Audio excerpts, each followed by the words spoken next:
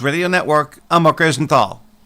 Hey, I'm Mike Slater. My dad passed away at the age of 63. It's out of nowhere. Had a stroke. Super hard, obviously, for the whole family, but my dad had life insurance. This is why I have life insurance for my family, for my wife and 4 kids. And the best place to get life insurance is ethos.com, because you can do it in 10 minutes. And there's no medical exam and no blood test, just a few health questions. Get life insurance in 10 minutes so your family is protected.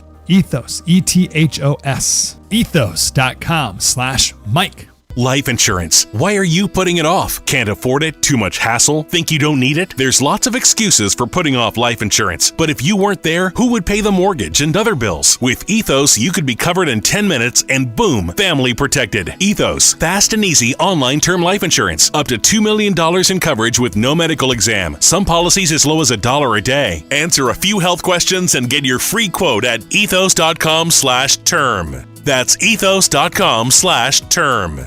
Hey parents, you don't need the latest gizmo slang or clothes to be a perfect parent, because kids in foster care don't need perfection. They need you. For more information on how you can adopt, go to adoptuskids.org. A public service announcement from the U.S. Department of Health and Human Services, Adopt Us Kids, and the Ad Council. You're locked into Money Matters Radio, 1120 AM WBNW.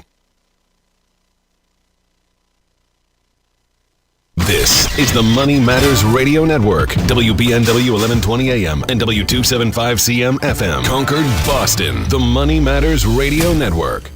October 24th is National Food Day, a perfect time to celebrate fresh, local food right here in Massachusetts. Fall harvest season is in full swing with crisp apples, sweet pears, pumpkins, squash, cranberries, and hearty root vegetables at your neighborhood farmers market. Markets are still open, so grab your bag. Support local farmers and bring home the flavors of autumn. Sponsored by Mass Farmers Markets, helping grow farmers markets across the state. Find your local market at massfarmersmarkets.org. Mark Vonner is the CEO of Veterans Development Corporation. Mark is a career military man, having served for nearly 20 years, and we are so thrilled to have him and his company as a key partner and the presenting sponsor of the DAV 5K Boston. Mark comes from a proud military family, including his father Victor and his brother Timmy. Mark talks often about how serving his country was one of the greatest achievements of his life, and that's one of the key reasons that he chooses to give back to this special community. Mark is honored to continue his legacy that his father started when he built Veterans Development Corporation. Working to help many disabled veterans and their families has become a lifelong goal for Mark, and it's why he's taken the time to fully support the DAV Department of Massachusetts. You can join Mark Vonner and Veterans Development Corporation and help our great American heroes today by making a donation or becoming a sponsor. Simply visit dav5k.boston. That's dav5k.boston. Hey, listen, are you a 50-year-old person looking for term life insurance? Then you need to talk to Bob. Bob specializes in helping people find $1 million or more of term life insurance for a couple of $100 a month. Look, you need to know there's a price war in the term life insurance business, and you may be paying too much. Call Bob, and he'll shop and see how much money he can save you. Look, this could be the last term life insurance policy you ever have. Your rates are guaranteed for the next 20 years. That's right, guaranteed level rates for the next 20 years. And if you're a smoker or your health is not perfect, Bob has great rates for you too. So for $1 million of term life insurance coverage for a couple of $100 a month, call Bob right now. 800-965-7987. 800-965-7987. 800-965-7987. That's 800-965-7987. Paid for by Term Direct. Hi, this is Chuck and Mike from the Armstrong Advisory Group, and we've got a guide available this month titled Understanding Required Minimum Distributions. Mike, a lot of changes in the RMD landscape. When do people have to take RMDs from either IRAs or Roths? How old are you? Me personally? So this does start changing now. It is currently 73 for a lot of folks. For some younger folks, it's actually now going to be 75 years old for your traditional IRAs and 401ks. And so that started at 70 and a half just a few years ago. And so this is a new set of rules for a lot of people. When you look at how the penalty situation has evolved, this is one area that's actually gotten a little bit more lenient in recent years. And so that's something where if you are new to RMDs, there are some incentives if you've missed one to get that squared away as soon as possible. There are, but, key takeaway, understand these rules and don't miss your required minimum distribution, because there are still penalties for something that, again, is completely avoidable. Yes, the penalties used to be bigger. They are less stringent now and a bit smaller, but it is still unnecessary extra taxes and fees that you will end up paying if you do miss your required minimum distribution. So get our guide and learn a little bit more about how all of this works. Folks, the guide is titled Understanding Required Minimum Distributions, and there are two ways that you can request it. The first is by calling 800-393-4001. The second is by visiting ArmstrongAdvisory.com. Again, that number is 800-393-4001, or you can request it online at ArmstrongAdvisory.com. The proceeding was paid for by Armstrong Advisory Group, a registered investment advisor. Nothing in the ad or in any Armstrong guide is specific financial, legal, or tax advice. Consult your own financial, tax, and estate planning advisors before making any investment decisions. Armstrong may contact you to offer investment advisory services. This is Michael Valila, Adjutant of the Disabled American Veterans Department of Massachusetts. We pride ourselves on being able to support veterans in their time of greatest need, ensuring they receive the protections they deserve. For over 100 years, the DAV of Massachusetts has helped thousands of veterans with housing, transportation, and medical assistance, and you can help too. Please visit dav5k.boston and make a donation today. That's dav5k.boston.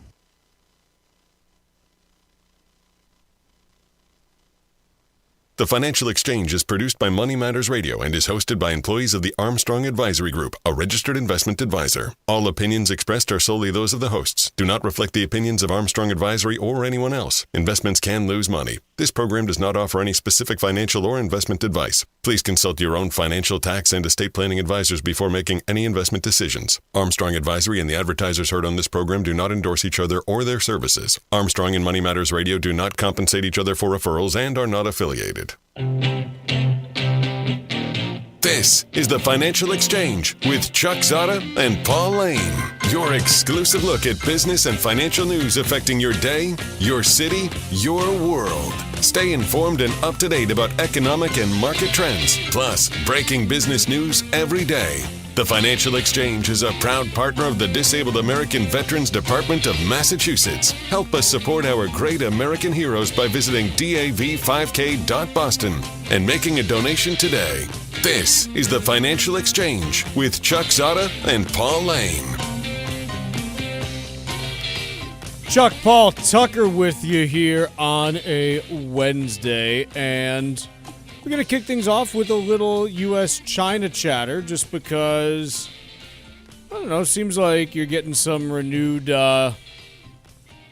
stories on that front, and big publications are happy to run with it. And so if everyone's talking about it, golly gee willikers, we don't want to be left out. We certainly want to be included in the fun. Do we not want to be left out? We quite honestly, I might want to be left out, but I will partake. We'd prefer to be left out, but we must discuss. So you got a piece in the Wall Street Journal here. It's titled, "China Betting It Can Win a Trade War is Playing Hardball with Trump." I don't really know what to do with this piece, just because, again, ultimately, as we've said before, this is a game of chicken. And games of chicken, if you look at the game theory of them, they don't have a stable equilibrium that you get to. This is not, the prisoner's dilemma. This is something where you say, gee, I don't know where this is going to land, because ultimately what you're talking about is who blinks first and who can stomach more pain. And so there is nothing that Paul or I can say where we're like, well, I think that, the U.S. is going to win because we're tougher. And then the other person says, no, I think that China's going to win because they're... I got no clue. And ultimately, when we look at this, what I do think that we can say that's interesting about this, and kind of where I've landed, is I think that for both the United States and China right now, there's kind of there's this window in particular for China over the next 5 to 7 years where they've got to make hay, otherwise they're not really going to be able to. And let me explain what I mean by this. What making hay is. Yes, exactly. So, couple things. The first thing that I want to point out is Xi Jinping's age. He's 72 years old right now, and he has been running the Chinese Communist Party as the president of China since 2013. It's been 12 years now. And everything that you read out there is basically, look, he'd like to make it through until the day he dies, continuing to lead China. Realistically, just based on what we know about aging in the human body, you're probably talking somewhere in the range of 10 to 15 years is the most likely outcome there. And so he sees a finite window for him to really leave his mark on the world and say, here's what I was able to do with China during my time. Other things that you're seeing, the population of China, specifically the working age population of China, is declining right now. There are not enough people that are, coming into the workforce to replace those that are exiting in China. Similar problem here, yeah. Similar, but not at the scale of what China's seeing. seeing. And so when you look at China from that perspective, it's very, clear to policymakers that they're saying, okay, like this is, we're going to lose some of the edge that we have as our workforce deteriorates over time. Maybe this is part of the reason why they're trying to get so heavily into robot workers now, is because they see what's going on. Other things, when we talk about the rare earth piece that's been chatted about over the last 6 months or so, and in particular in the last week with the new rare earth export restrictions, while it's really likely that the U.S. and other countries are not going to be able to get any kind of meaningful production and refining of rare earths up and running in the next 6 to 12 months. Oh yeah, definitely not. Yep. Everyone and their grandmother knows about this now and is paying attention to it, and so I think it's pretty likely that either the U.S. or other countries that are more friendly to the U.S. than China are producing larger quantities of rare earths over the next 5 to 7 years, to the point where maybe you can fill 40 to 60% of your needs through non-China rare earths. And if that's the case, China loses a lot of the leverage that's out there. So I kind of roll this all up and I say, hey, based on that, it puts you in a position where China really sees the back half of the 2020s as their chance to cement the position that they want to be in, whether that is through economics, whether it is through military action on Taiwan. The next 5 years, I see China being more aggressive than they've been, simply because I think that things start to look not so bubbly and rosy for them as you get past 2030 and the demographic issues become problematic. And I think Xi also sees his own mortality there and is like, I kind of want to get this done before I'm gone. In addition to that, looking backwards, it's been a really poor last 5 years for the Chinese economy. You have a property market collapse. You have very weak consumer sentiment and spending. You've got rising debts. So to your point of trying to round out your legacy as a leader, the last 5 years have just been awful. They really have not been strong at all. So over the course of the next 5 years, like you mentioned, you have to focus on reshaping that. And it seems like, exporting goods continues to be the main focus here, trying to establish dominance on the semiconductor and technology side of things, robots, anything AI. That's definitely one frontier. You can see what they've done with electric vehicles and flooding of the market supply with BYD. That has been a point. But it seems like for the near term, the rare earth metals have been, the pun intended here, the trump card that they have played. I see what you did. Hey-o. The most that they've done here is leaning on this because they have found significant leverage behind the rare earth metals. So it seems like that is going to be the card that they continue to play the strongest, because that did merit sort of a softening of the policy stance from President Trump initially when that was brought out. So like you said, if I were to summarize this whole story in 3 words, you led with it. It's a game of chicken. That's what this is and what it will continue to be unless we get further developments later this month when President Xi and President Trump will get together in South Korea, I believe, right, for that Asian Pacific Conference. Yes. So you've got, everyone kind of has their, everyone's getting all prickly in advance of this now, talking about the U.S. now saying, hey, maybe we'll stop buying, Chinese cooking oil, which did not have that in my bingo gotta card. Be honest, didn't even know it was a thing, but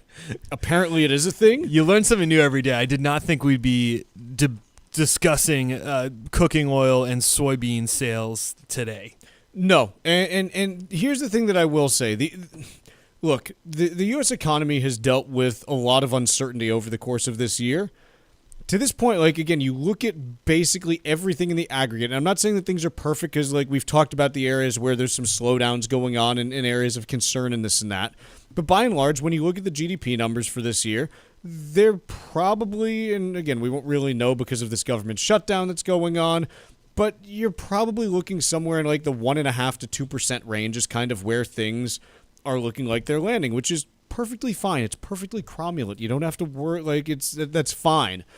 And so I keep coming back to the fact that ultimately it takes a lot to derail the U.S. economy because it's so big, it's so dynamic, and so resilient that it takes a lot to do it. The only thing that I actually think could is if there were any extended period, like, not only thing, but the only thing that's like been discussed this year that I think would is if there were any extended period where rare earths could not be imported into the U.S. just because they're so critical in everything from making cars to, I mean, like, you go down the list and it's just, it's critically important to, even you think about just, you know, hey, if you're like, cell phones, anything related to magnets in electronics has some component of rare earth in it, most likely. And so, like, whether you're talking like batteries and stuff like that, like, there's all these things that basically make modern society work. I mean, modern society basically functions because of electricity, magnets, and electric motors and the internal combustion engine. And all those need some type of rare earth in them in order, like, in order to produce them in their respective industries. And that's a backdrop against what's a weak manufacturing sector here domestically as it is. You know, it would only further exacerbate what's been pretty weak on the manufacturing side year to date domestically. So I think the Trump administration, they obviously know this. They're starting to make some you know, fairly sizable strategic investments in that fashion. I think that they're moving as quickly as they possibly can there, but it still is going to be like 3 to 5 years, I think, before you have any credible deterrent on that side of things. And so ultimately, I think China's looking at this saying, yeah, this is our chance to really press the issue because we're going to lose a lot of our leverage over the coming years. And I think that's why, you know, part of the reason why we're where we are right now. And 3 to 5 years may be ambitious. It's a very hard... Rare earth mining is a very difficult process and something that we have never been incredibly successful. It's not hard. It's just messy. Right. Like we used to do a decent amount of it back in like the 90s, and we were like, yeah, this is kind of gross. Let's move this somewhere else. Difficult is just the margins on it. It has to be heavily subsidized. Yes, is kind of what I'm. Yeah, it's not. It's not lucrative. No, the process is actually pretty easy. It's just like chemically and financially intensive, and it's pretty gross, and you don't really make much money doing it. Yeah.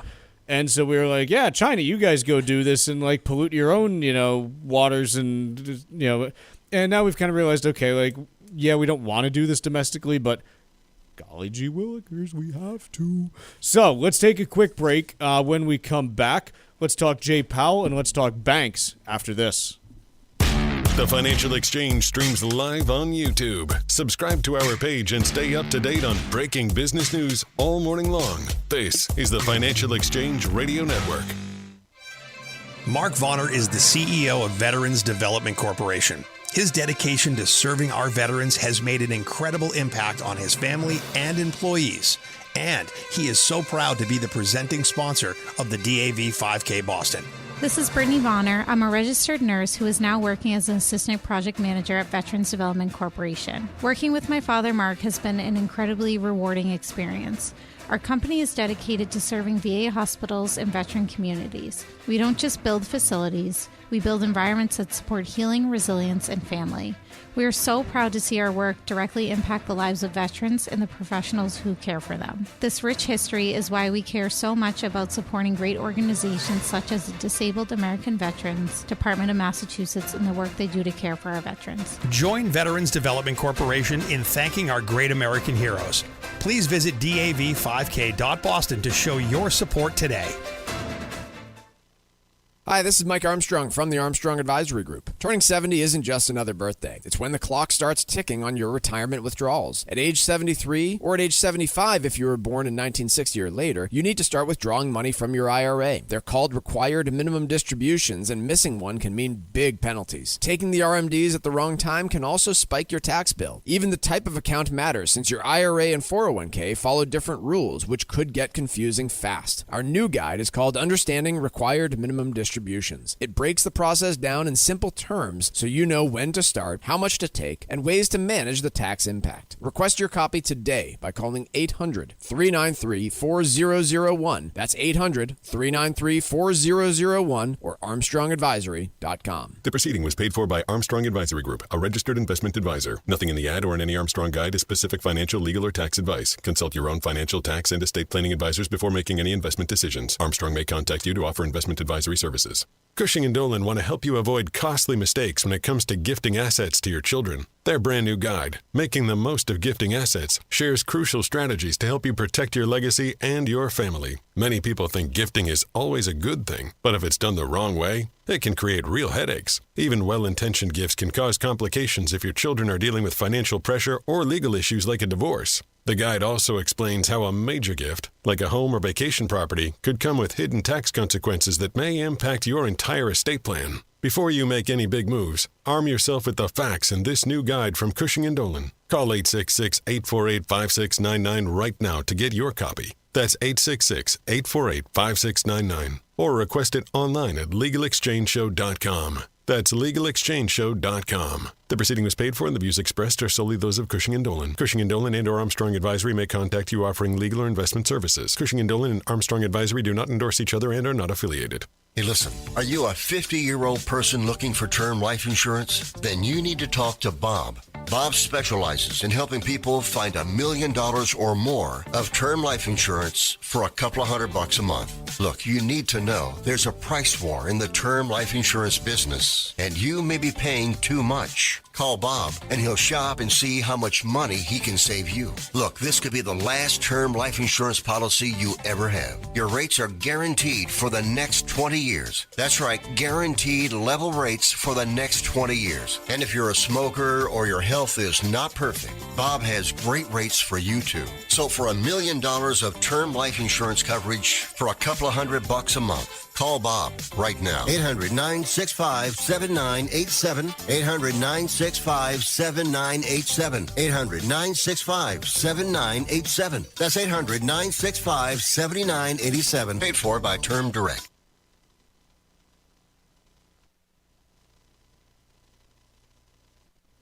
The Financial Exchange Show podcast drops every day on Apple, Spotify, and iHeartRadio.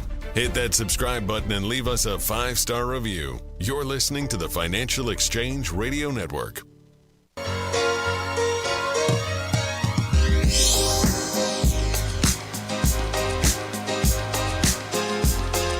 This segment of the Financial Exchange is brought to you by the U.S. Virgin Islands Department of Tourism. Looking for a getaway that's easy, warm, and unforgettable?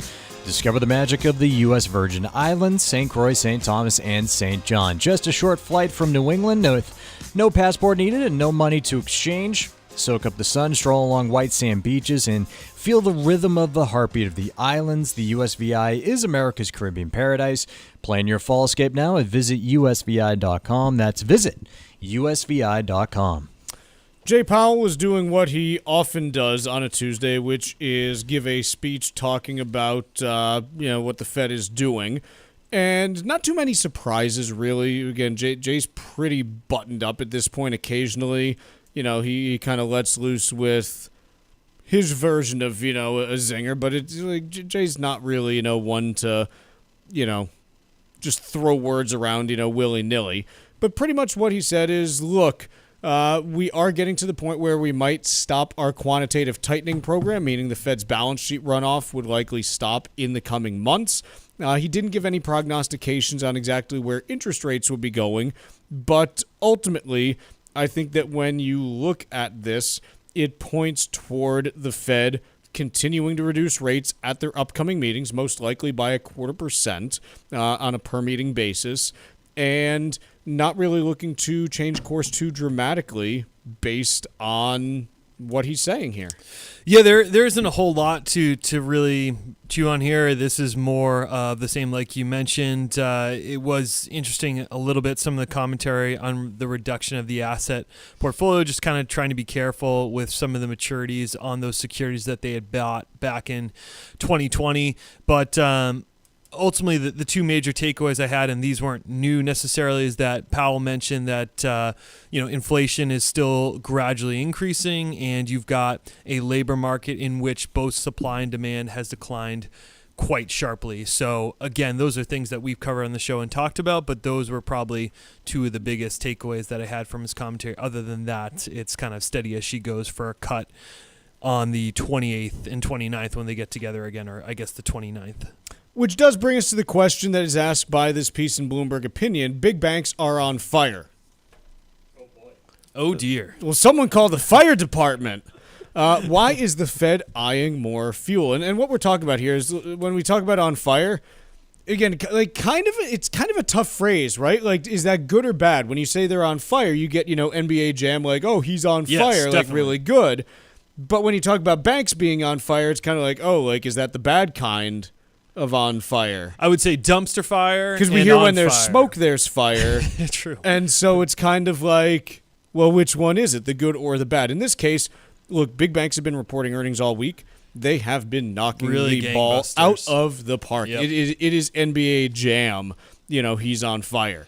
And so I think that when you look at this, here's what we've seen from the banks, by the way. Investment banking revenue through the freaking roof. Trading revenue through the freaking roof. Mortgage revenue, slow and steady. It's fine. Nothing too interesting there.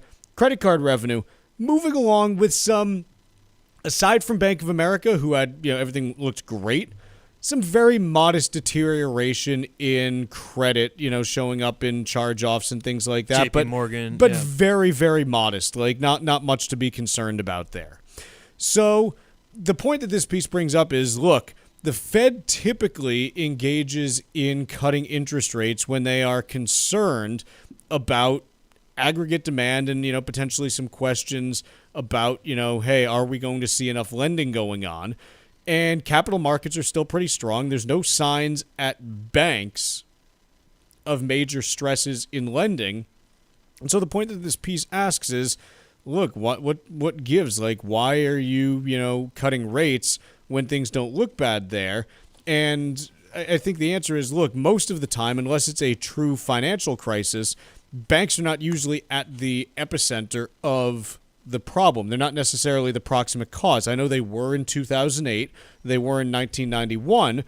But during the tech bubble, as an example, it wasn't that banks started blowing up left and right and, saying, oh, gee, like, we need help.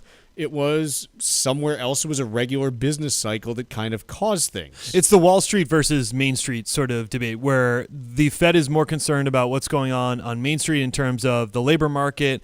That is really the primary focus, and that's why you have the Fed indicating that they're cutting rates is to potentially stave off a slowdown in the labor market. I mean, also there are the backdrop concerns with inflation where cutting rates doesn't really help you. But ultimately, with these banks, if for some reason, let's say the labor market does worsen and we see unemployment tick up to 5% over the course of the next 6 to 12 months or something like that, the results that we're seeing from banks, I would think, you would see a weakening market and weakening capital, concerns, and you wouldn't see these type of strong bank results. So to kind of counter that point that, why are they cutting? Banks are doing so well.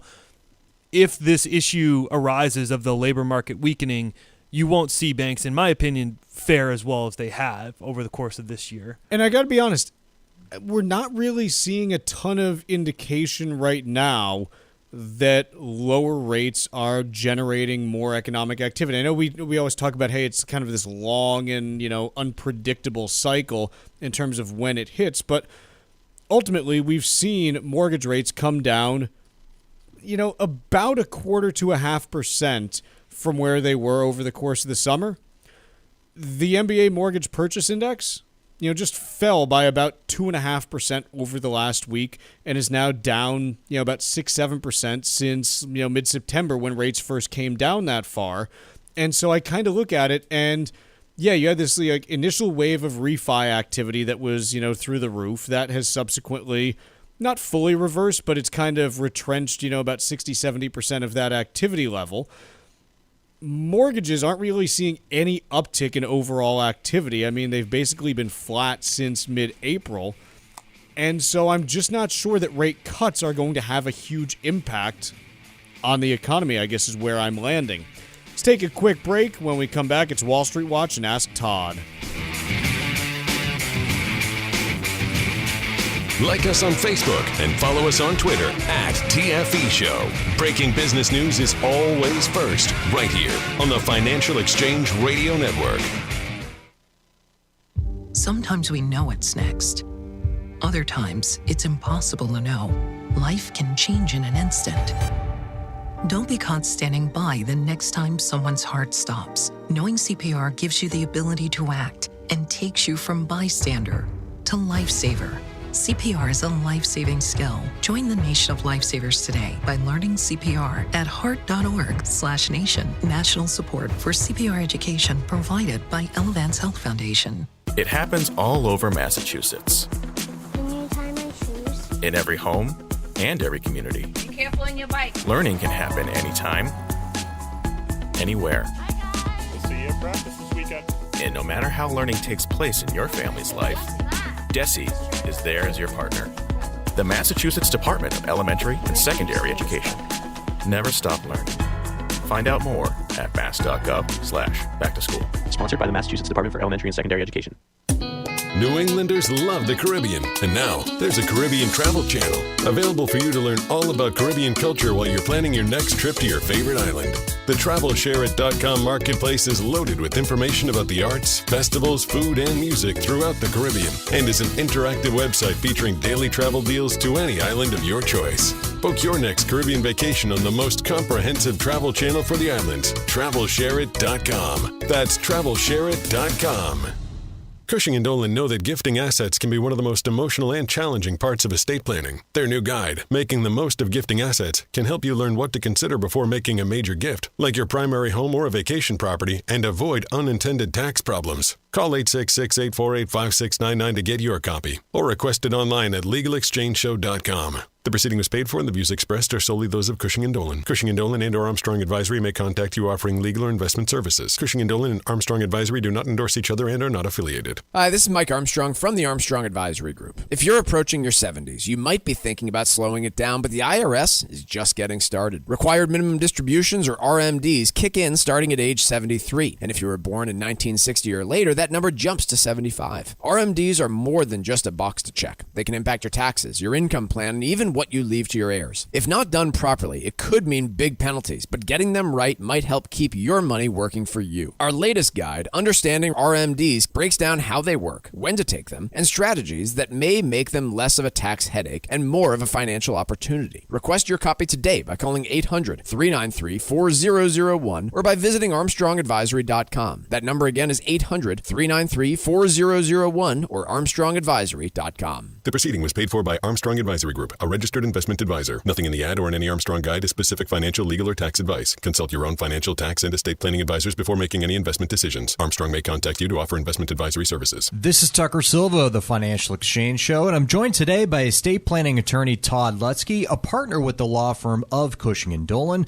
with their master's in taxation. And today we're talking about the implications of gifting assets away. Todd, if you're trying to protect your assets from the cost of long-term care expenses, what are the risks in giving your assets to a child rather than transferring them to an irrevocable trust? Yeah, it's a very big difference, right? These irrevocable trusts that we do for Medicaid purposes, first and foremost, are incomplete gifts. So you're not actually making a gift at all when you put it into these trusts. But if you give it to a child, now you've made a completed gift. So, for example, if I gave away my house, and people do it, right? You are giving away the built-in gain in that house. You now don't have any control over the house. You can't sell it and buy another one if you want to move. You need the kid's permission for all of that. Plus, if you never sell it and you die, you've trapped the built-in gain for the kids. When they go to sell it, they're going to have to pay capital gains tax. Whereas if you keep it, you can control it. get a step up in basis for the kids when they die, and still protect it from the nursing home through the trust.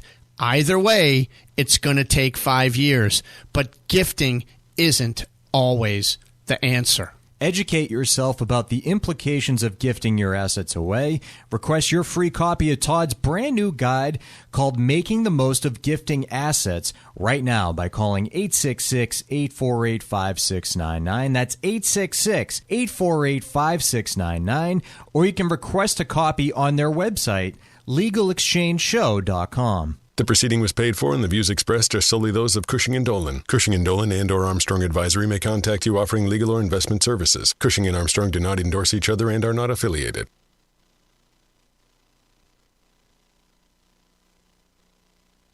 Time now for Wall Street Watch. A complete look at what's moving markets so far today, right here on the Financial Exchange Radio Network.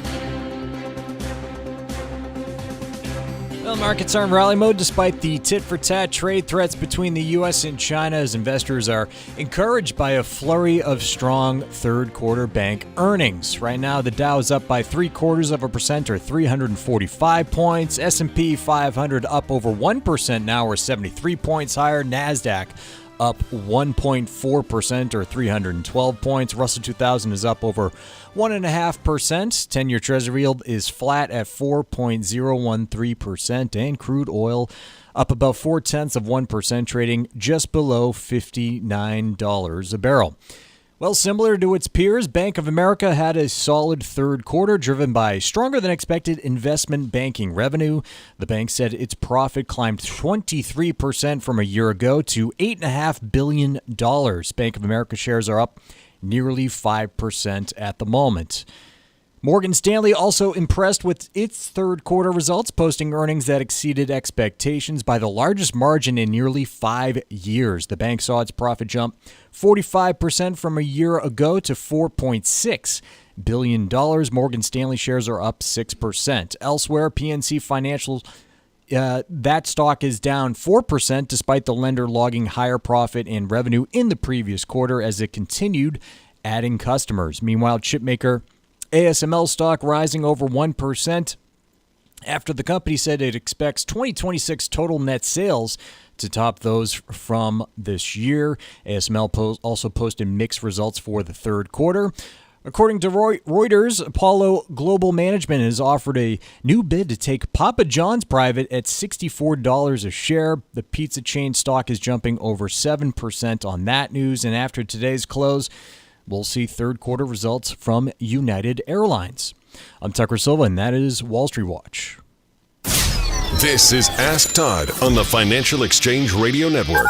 If you have an existing estate plan or are in the market for one, Todd Lutsky is here to answer your questions and help you plan for later life. Ask Todd is presented by Cushing & Dolan, serving Massachusetts and New England for more than 35 years, helping families with estate and tax planning, Medicaid planning, and probate law. Visit CushingDolan.com. Now, here's Todd Lutsky.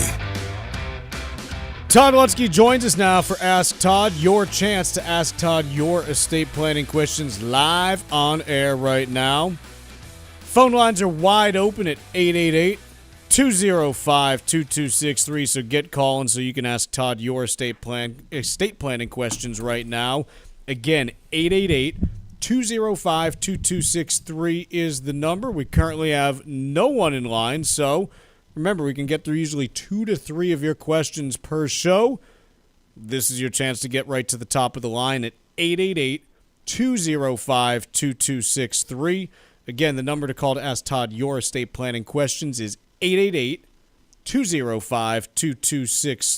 Mr. Lutsky, how are you doing today? I am never better. How you doing? Not great. No, something's always wrong with you. Tub of margarine fell on my foot 3 weeks ago, and it still hurts. It does. Can't believe it's not better. Yeah, me neither. Todd, want to talk to you a little bit about gifting real estate. Is it always a bad idea? You hate to answer questions like that. The carte blanche answer is complicated. So I'm going to do it this way. Lawyers. Yeah, it depends, right? I could say that, but I don't like to say that. So what I'm going to say is that generally, it's probably not a great idea.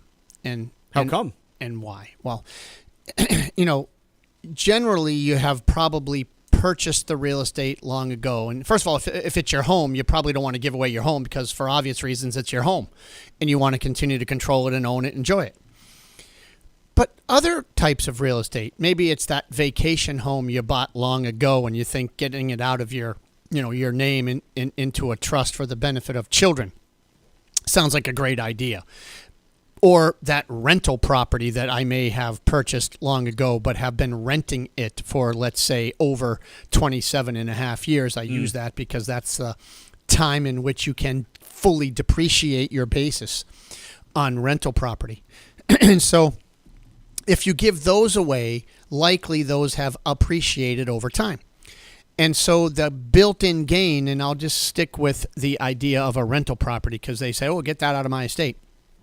Let's say I bought it for $100,000, depreciated it to zero, it's worth $1 million today. That, by the way, is not an uncommon situation. I'll make it sound like that's a crazy result. Sure.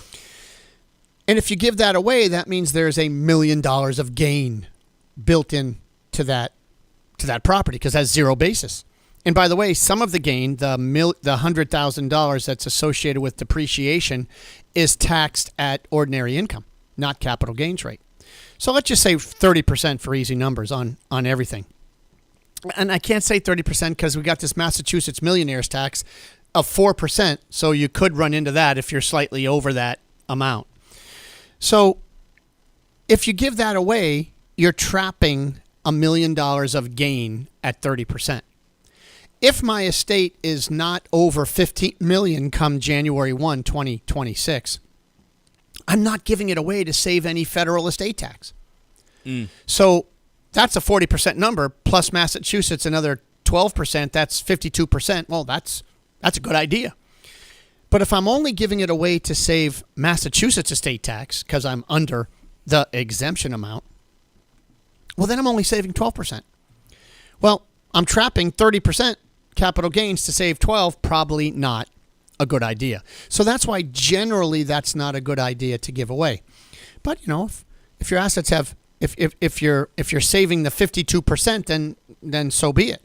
Might be okay. So that's why it's probably going to be the 90% of the time probably not.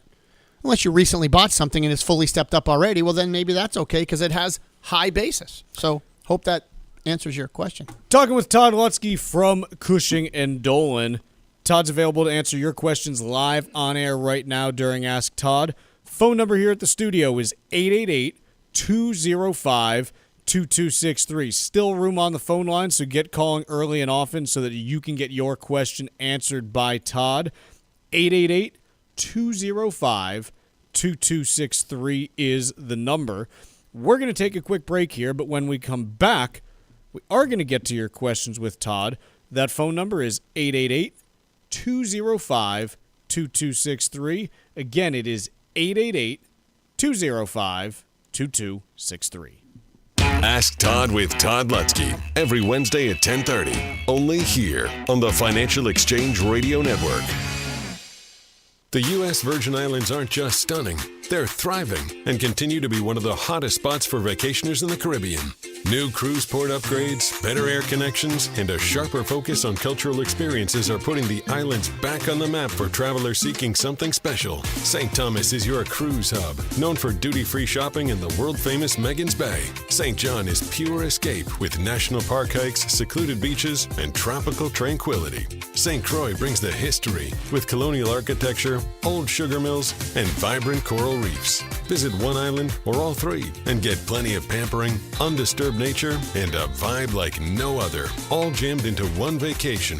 With easy travel from New England, no passport required, and no money to exchange, paradise is closer than you think. This fall, plan your getaway and fall naturally in rhythm with the heartbeat of the islands in America's Caribbean. Visit usvi.com and book your trip today.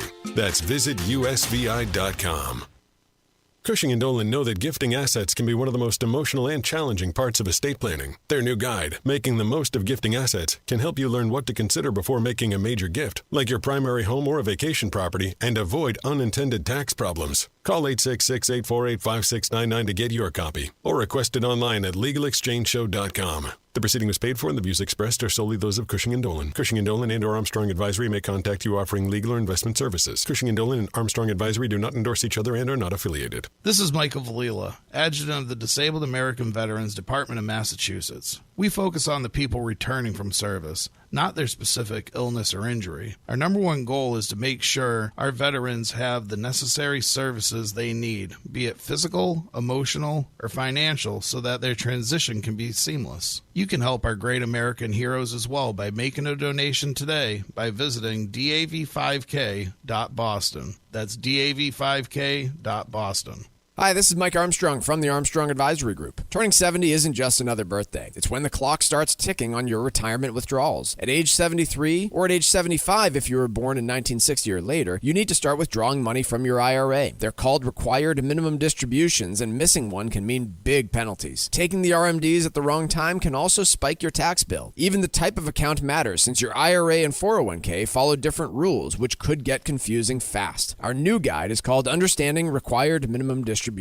It breaks the process down in simple terms so you know when to start, how much to take, and ways to manage the tax impact. Request your copy today by calling 800-393-4001. That's 800-393-4001 or ArmstrongAdvisory.com. The proceeding was paid for by Armstrong Advisory Group, a registered investment advisor. Nothing in the ad or in any Armstrong guide is specific financial, legal, or tax advice. Consult your own financial, tax, and estate planning advisors before making any investment decisions. Armstrong may contact you to offer investment advisory services. Here at the Massachusetts Department of Elementary and Secondary Education, we are committed to all students not only attending, but succeeding at school. Your presence is powerful. Share why you attend at doe.mass.edu.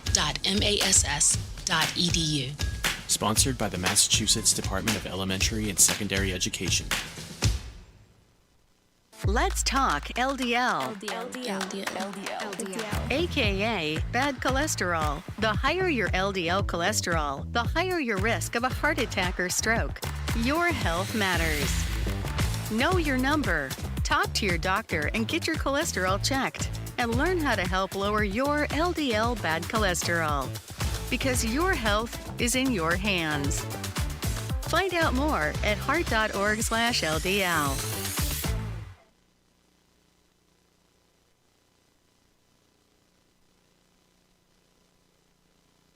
Todd Lutsky answers your questions about estate and elder life planning every Wednesday at 10:30, right here on the Financial Exchange Radio Network.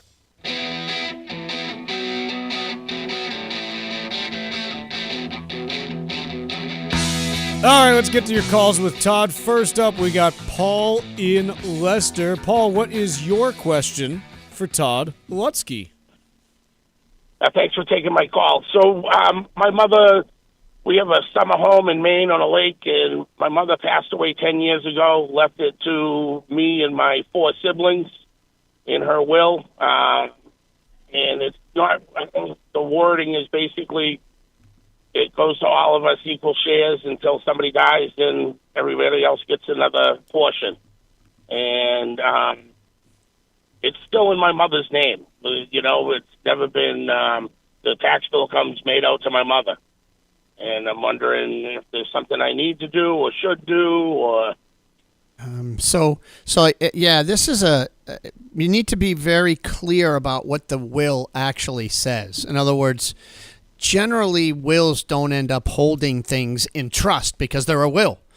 I mean, could it?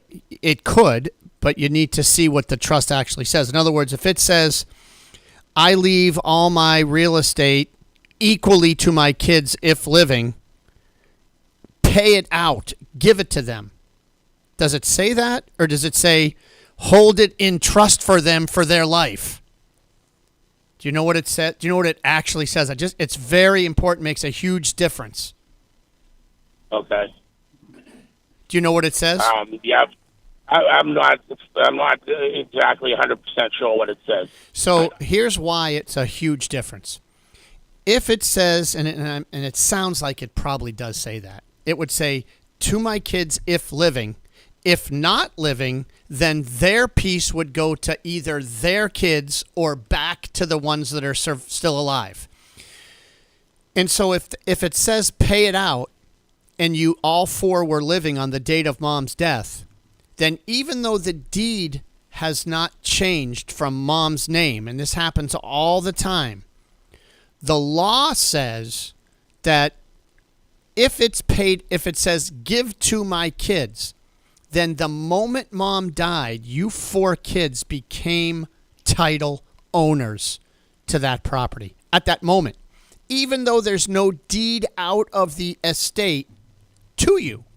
Okay? It's not required, but a lot of times people do prepare it. And so what that means is that all four of you kids actually own it right now. So if there was a lawsuit or someone got hurt on the property, they're going to sue all four of you. All four of you are legally obligated to maintain the property, pay the real estate tax bills, utilities, upkeep, maintenance. I mean, I assume you guys are all doing that now. Is that correct? Sadly, yes. Well, again, that's where the sadly part comes in, right? We left it to four people. Now what? Well, what if all four don't want it? Well, you guys could get together and say, I want to, whoever wants it can buy out the interest of the ones who don't. If no one wants to do that, you can always force a sale by petitioning the court to partition the property, and the court will basically do the same thing, say either sell it or buy each other out. And so, that's really where you are with that. But at this point, it's part of your estate. So if you died, your estate would likely direct where your 1/4 interest in that property goes. Not necessarily to them, but to your kids or your spouse. So you really need to plan your estate and figure out what you want to do with it. But this is an arrangement that's probably not the way to go. Hope that helps a little. Folks, planning is always better. In this case, mom didn't give away the asset. Mom died owning it, and there's benefits to that. The guide we're giving away is making the most of gifting assets. Sometimes we gift, sometimes we don't. As Chuck asked, do we give away real estate? Might not be a great item to give. More importantly, how do we give? Do we give outright? Do we give to irrevocable gifting trust for the kids? What if I want to give something away that's large and I want to still enjoy it? Well, you can, but you got to use a spousal lifetime access trust. Folks, so many income and gift tax and estate tax issues to think about when you gift, as well as how you gift. Learn if gifting is right for you and how to do it. Get the guide, Making the Most of Gifting Assets, 866-848-5699 or legalexchangeshow.com. Again, 866-848-5699 or legalexchangeshow.com. Todd, got another one queued up for you here. We've got Tim in Pittsfield. Tim, you are on with Todd Lutsky. Hi, Todd. Thank you for taking my call. So we have, my wife and I are both 70, and we only have 4 or 5 properties that total are worth less than $3 million. Okay. So do we go about, I'm just going by your information provided earlier, trusting it, or I guess the will doesn't sound like the best thing either right now. Yeah, probably not. Or do we sell them to them at a reduced rate? To your kids? Yes. So what other assets do you have? Add to the $3 million the value of your investments, stocks, bonds, mutual funds, IRA accounts, banks. Rough number. Probably no more than $3.5 million. So another $500,000. So the total estate is 3.5. Yes. Okay. So 500 of what we call money assets. Okay. So first and foremost, you mentioned selling it to your kids at a reduced value. First of all, why on earth would I even want to do that? I don't see any benefit, unless there's some reason I'm not seeing that your kids need to own this real estate now. There's really no benefit in, one, gifting it to them, because I'm sure there's built-in gain, meaning you bought it a while ago, rented it, depreciated it. So there's probably a lot of built-in gain here. So getting an asset by gifting it to kids out of the estate is not helpful because I'm trapping all the capital gain. It's not helpful for you because your entire estate is under $4 million. And with basic trust planning, we can eliminate your Massachusetts estate tax. You're already under the federal exemption, so you have no 40% federal tax to deal with. And so if I gift it away, I save nothing on the tax front, but I trap a 30% capital gain. Whereas if I do trust planning and keep it for each other first and then the kids, now I can pay nothing on the estate tax front, and then by dying owning it, get a full step up in basis on these assets, which means that the fair market value will equal the basis for the children. So if they later sell it, there's zero capital gains tax. So now we're winning on the estate tax front and the capital gains tax front. Home run. Also, I've not exposed it to my kids' creditors sooner than I need to. So selling it for a less amount or gifting it, I'm thinking is a bad idea. Now, having said that, what should you do? Well, you're 70. If I want to make sure these assets go to my children later, I would set up 2 irrevocable Medicaid trusts. Why? Because I want to make sure they go there. I want to make sure that if I keep them my whole life, that there's nothing that could interfere with them getting it, like taxes or like a nursing home or some other, medical event that takes these assets because we have to sell to pay bills. So that's where I would set up the irrevocable trust. And you could remain in control of these assets. You can continue to rent them and collect your rent, which I know is important. And again, why would I want to give away my rent? This could be something I use in my retirement. And you can still control the ability to perhaps gift them away if you want to gift them away later, or sell them later and replace them with something else. So you will get to keep a lot of control over these assets, and at the same time eliminate the capital gains tax by getting a step up in basis, and eliminate the federal and state estate tax. So this is a great question, folks. Please don't just give away assets here. Not always the smartest tax play. Todd, appreciate you joining us today. Thank you so much for the time. Always a pleasure. This has been Ask Todd on the Financial Exchange Radio Network. Ask Todd with Todd Lutsky has been presented by Cushing & Dolan, serving Massachusetts and New England for more than 30 years, helping families with estate and tax planning, Medicaid planning, and probate law. Call 800-393-4001 or visit CushingDolan.com. The views expressed in this segment are solely those of Cushing & Dolan. Armstrong Advisory does not provide any legal or tax advice. Please consult with your legal or tax advisor on such matters. Cushing and Armstrong do not endorse each other and are not affiliated. Excuse me. I couldn't quite catch my breath there. Good timing. It was just great listening to Todd, Let's talk a little bit in the second hour. We're going to be talking about AI and how big of an impact is it actually having on the U.S. economy. Also talking a little bit more about the auto industry and what is going on there, some grocery prices chatter, and then we're going to be talking about gold because everyone wants to talk about gold now. We'll join in and we'll talk about it too. We got all that and more coming up on the Financial Exchange.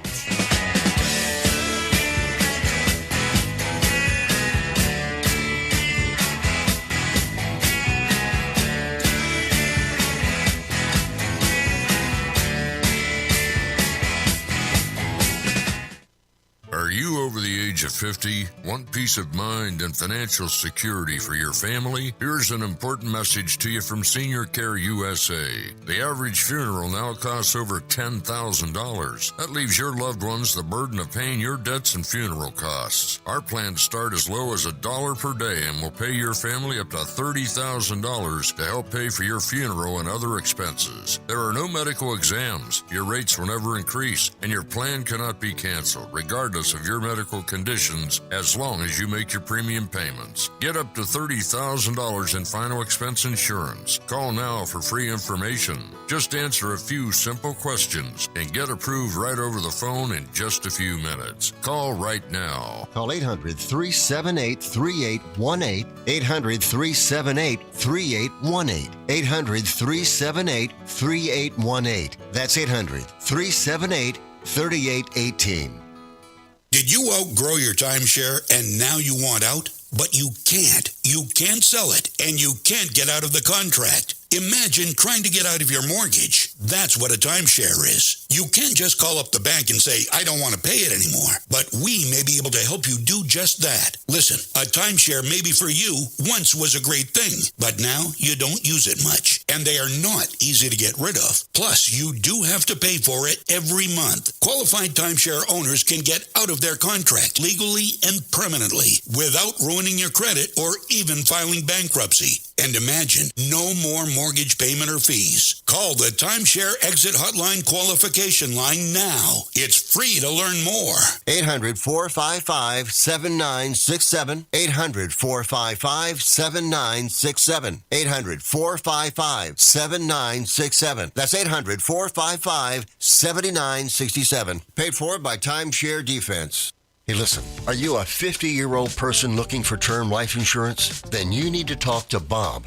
Bob specializes in helping people find $1 million or more of term life insurance for a couple of $100 a month. Look, you need to know there's a price war in the term life insurance business, and you may be paying too much. Call Bob, and he'll shop and see how much money he can save you. Look, this could be the last term life insurance policy you ever have. Your rates are guaranteed for the next 20 years. That's right, guaranteed level rates for the next 20 years. And if you're a smoker or your health is not perfect, Bob has great rates for you too. So for $1 million of term life insurance coverage for a couple of $100 a month, call Bob right now. 800-965-7987. 800-965-7987. 800-965-7987. That's 800-965-7987. Paid for by Term Direct.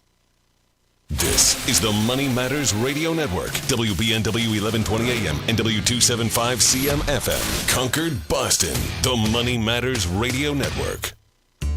October 24th is National Food Day, a perfect time to celebrate fresh, local food right here in Massachusetts. Fall harvest season is in full swing with crisp apples, sweet pears, pumpkins, squash, cranberries, and hearty root vegetables at your neighborhood farmers market. Markets are still open, so grab your bag. Support local farmers and bring home the flavors of autumn. Sponsored by Mass Farmers Markets, helping grow farmers markets across the state. Find your local market at massfarmersmarkets.org. The U.S. Virgin Islands aren't just stunning, they're thriving and continue to be one of the hottest spots for vacationers in the Caribbean. New cruise port upgrades, better air connections, and a sharper focus on cultural experiences are putting the islands back on the map for travelers seeking something special. St. Thomas is your cruise hub, known for duty-free shopping in the world-famous Megan's Bay. St. John is pure escape with national park hikes, secluded beaches, and tropical tranquility. St. Croix brings the history with colonial architecture, old sugar mills, and vibrant coral reefs. Visit one island or all three and get plenty of pampering, undisturbed nature, and a vibe like no other, all jammed into one vacation. With easy travel from New England, no passport required, and no money to exchange, paradise is closer than you think. This fall, plan your getaway and fall naturally in rhythm with the heartbeat of the islands in America's Caribbean. Visit usvi.com and book your trip today. That's visitusvi.com.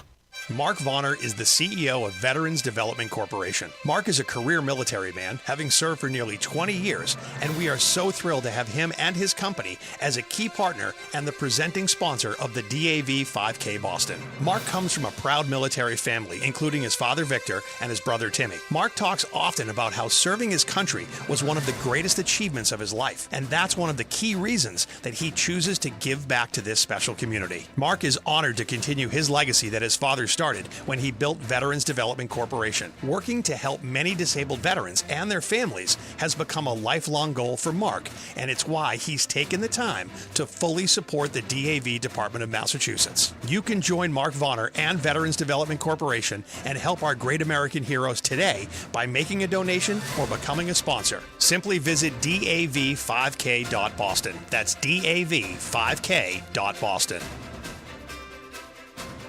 This is Michael Valila, Adjutant of the Disabled American Veterans Department of Massachusetts. The DAV of Massachusetts has helped me and countless others adjust to civilian life through a variety of incredible programs. Through our local Veterans Assistance Program, we provide necessary services to veterans and their communities, such as food shopping, landscaping, and companionship, but we need your support. You can help by making a donation today. Please visit dav5k.boston. That's dav5k.boston. Hi, this is Chuck and Mike from the Armstrong Advisory Group, and our guide this month is titled Understanding Required Minimum Distributions. Mike, one area with some big changes the last couple of years has been RMDs as it relates to inherited IRAs. What is the lay of the land today? Yeah, so critical things that you need to know is that for most inheritors that are not spouses, so that's your starting point. If you are not married to the person who passed away, you are most likely subject to a out in 10 rule.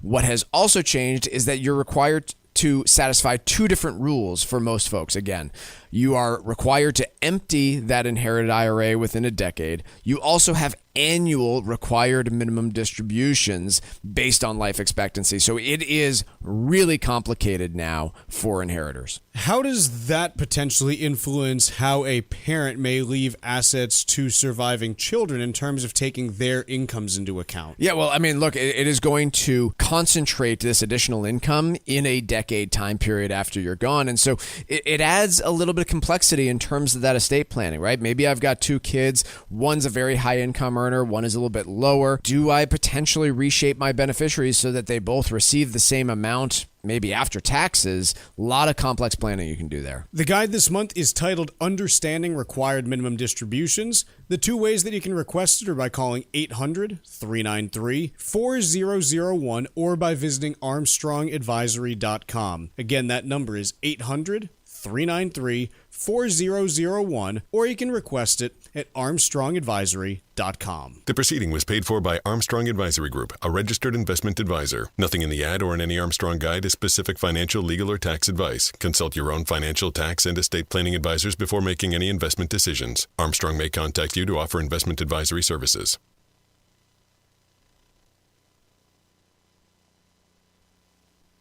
The Financial Exchange is produced by Money Matters Radio and is hosted by employees of the Armstrong Advisory Group, a registered investment advisor. All opinions expressed are solely those of the hosts, do not reflect the opinions of Armstrong Advisory or anyone else. Investments can lose money. This program does not offer any specific financial or investment advice. Please consult your own financial, tax, and estate planning advisors before making any investment decisions. Armstrong Advisory and the advertisers heard on this program do not endorse each other or their services. Armstrong and Money Matters Radio do not compensate each other for referrals and are not affiliated. This is the Financial Exchange with Chuck Zodda and Paul Lane. Your exclusive look at business and financial news affecting your day, your city, your world. Stay informed and up to date about economic and market trends, plus breaking business news every day. The Financial Exchange is a proud partner of the Disabled American Veterans Department of Massachusetts. Help us support our great American heroes by visiting dav5k.boston and making a donation today. This is the Financial Exchange with Chuck Zodda and Paul Lane. Chuck Paul Tucker with you here on the Financial Exchange. We got stocks making a broad-based rally today. Not really on any news. I haven't seen anything that's been notable, but you've got a rally that's happening nonetheless with the Dow Jones Industrial Average up about 272 points, a little more than 0.5%. The S&P 500 index is up 64 points, about 1%, and the NASDAQ Composite up 287 points, about 1.25%. So again, all three major U.S. indices are in the green in a broad-based rally that is taking place. When we take a look through other markets that we have out there, other things that we typically are watching, we got the 10-year U.S. Treasury down 0.3 of a basis point to 4.019%. Kind of been stuck in a range over the last week or so, no major movement. And quite honestly, probably has something to do with the fact we haven't really been getting much economic data. You know, it's if you're not getting that data, what are you going to trade bonds on if you're not getting inflation or growth data? There's just not much out there that we're seeing. Gold continuing its remarkable run, up another $46.40 an ounce to $42.09.40. It's first time ever over $4,200 per ounce. We've got oil, West Texas Intermediate, up 9 cents a barrel to $58.79 right now, but still below 60. You're seeing this, by the way, trickling into gas prices, which are down another 9/10 of a cent overnight to 306 7/10 of a cent. So we've now conclusively kind of broken out of that 310 to 320 range that we were in. And quite honestly, with oil prices where they are, pretty good chance we're heading for somewhere in the high twos per gallon on a national average over the next week or so. So I think that we're probably going to break some lower ground there, which is obviously good news for those of us who don't live in oil country. If you happen to be listening from, Houston, Texas, or, well, really most of Texas, quite honestly, Colorado, Western Pennsylvania, you might be sitting there saying, yeah, it's kind of not great for us from, a business perspective since, energy companies make up a lot of those local economies. But in the aggregate, it's probably net neutral when we look at oil prices at this point, with how much oil the U.S. produces at this point and exports. Higher oil prices aren't the drag they used to be, and lower oil prices aren't the boon they used to be. It's kind of, hey, it helps some parts of the country, hurts others, and overall probably nets out to somewhere around neutral, even though personally, with me not being in the oil industry, I like the lower oil prices. But I can understand why those of you, that might be employed in that industry are saying, it's not really great for us right now. Let's talk a little bit about artificial intelligence.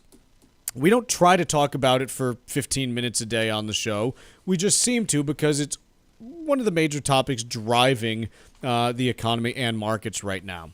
And Ernie Tedeschi, who we have had on the show a couple times, I think, and also used to be, previously on the Council of Economic Advisors. So Ernie's, way smarter than all of us.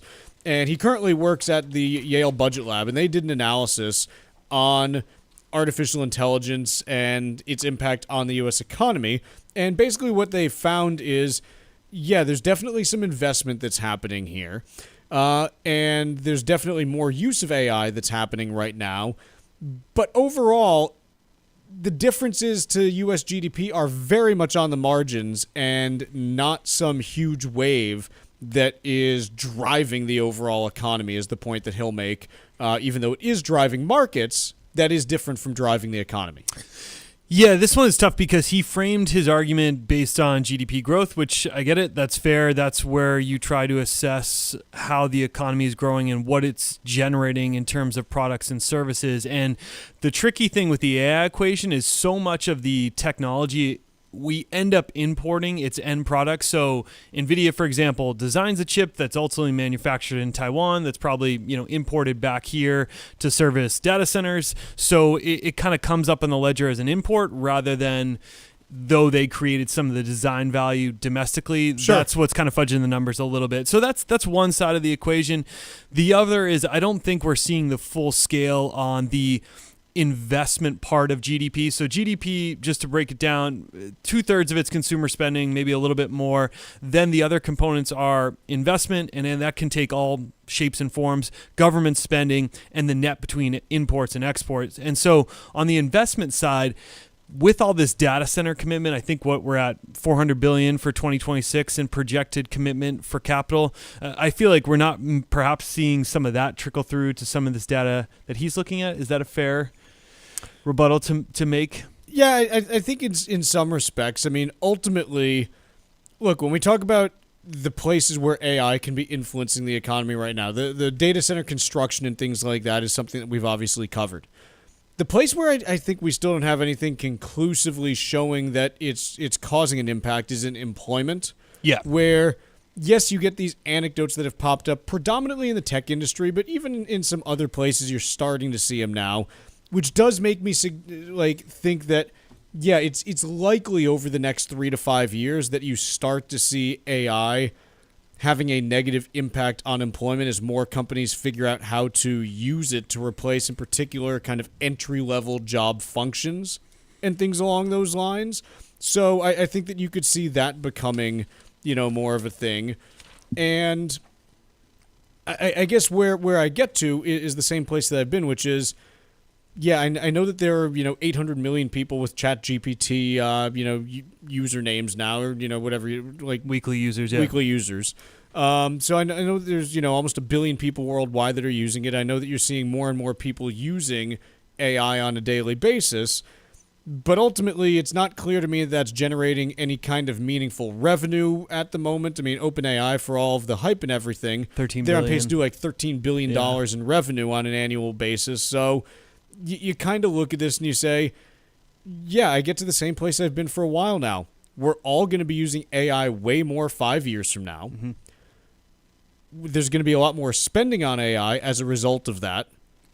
It's unclear to me exactly who ends up being, the overall beneficiaries. But right now, both the producers of the equipment, the producers of the technology, and the users of the technology are being priced in as winners. And the energy providers, too, are getting some frothiness. And we're not all going to be winners. No. Someone always loses with new technologies. When the internal combustion engine was invented, the horse and buggy dudes were like, oh, crap, we're done. We're done. We better learn this. When the telephone was invented, the people that, delivered telegrams, they were, out of business. When the stone tablet makers saw the printing press, they said, oh, no. What are we going to do? No one's going to want us carving anything anymore. They started making statues and stuff instead. They turned into artists. It's not actually how it happened, but, one can discuss. But this also then gets us to, hey, is AI actually, are companies and people actually as interested in spending money on AI as the AI companies want you to believe they are? And I want to take a quick break, and then I want to answer that question next, because all you hear from OpenAI and Microsoft and this and that is, these are, life-changing, company-changing technologies, and everyone's going to need them, and this and that. And I've got my latest piece of evidence that maybe that's not the case. Quick break. We'll discuss that, and we've also got trivia next.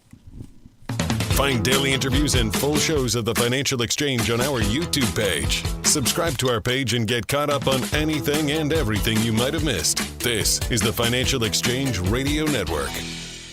Hi, this is Mike Armstrong from the Armstrong Advisory Group. Turning 70 isn't just another birthday. It's when the clock starts ticking on your retirement withdrawals. At age 73 or at age 75 if you were born in 1960 or later, you need to start withdrawing money from your IRA. They're called required minimum distributions, and missing one can mean big penalties. Taking the RMDs at the wrong time can also spike your tax bill. Even the type of account matters, since your IRA and 401k follow different rules, which could get confusing fast. Our new guide is called Understanding Required Minimum Distributions.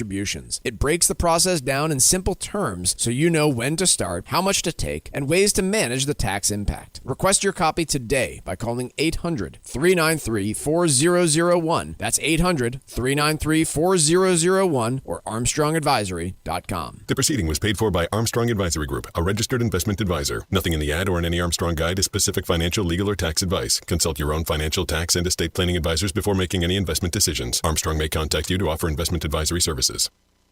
Cushing & Dolan want to help you avoid costly mistakes when it comes to gifting assets to your children. Their brand new guide, Making the Most of Gifting Assets, shares crucial strategies to help you protect your legacy and your family. Many people think gifting is always a good thing, but if it's done the wrong way, it can create real headaches. Even well-intentioned gifts can cause complications if your children are dealing with financial pressure or legal issues like a divorce. The guide also explains how a major gift, like a home or vacation property, could come with hidden tax consequences that may impact your entire estate plan. Before you make any big moves, arm yourself with the facts in this new guide from Cushing & Dolan. Call 866-848-5699 right now to get your copy. That's 866-848-5699. Or request it online at LegalExchangeShow.com. That's LegalExchangeShow.com. The proceeding was paid for, and the views expressed are solely those of Cushing & Dolan. Cushing & Dolan and or Armstrong Advisory may contact you offering legal or investment services. Cushing & Dolan and Armstrong Advisory do not endorse each other and are not affiliated. The U.S. Virgin Islands aren't just stunning, they're thriving and continue to be one of the hottest spots for vacationers in the Caribbean.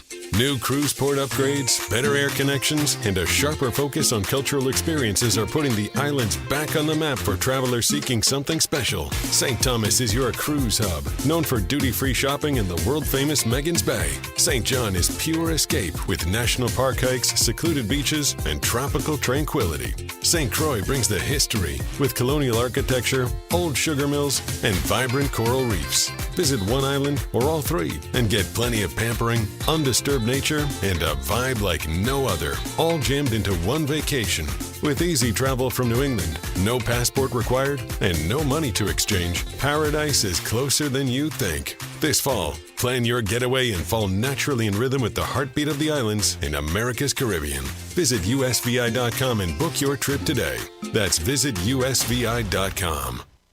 Environmental nonprofit Ocean River Institute is working with communities to tackle climate change with nature-based solutions that feature slowing water down and building more soil with grasses and plants. Research indicates that people acting in their own neighborhoods can build an inch of soil in a year and slow sea level rise down by as much as 25%. Please visit oceanriver.org for more information on opportunities to make a difference and go the distance for savvy stewardship of a greener and bluer planet Earth. As a busy mom to 4 kids, my to-do list is full. Trying to fit in exercise, eating right, and prioritizing self-care can feel next to impossible. While we can't add more hours to the day, we do have a great resource to help. Go Red for Women has easy tips, tools, and information to help you and your family live a healthier life. So to all the moms, the aunts, the grandmothers, and amazing women out there doing it all, visit goredforwomen.org/momlife today. You take care of them, Go Red for Women will take care of you.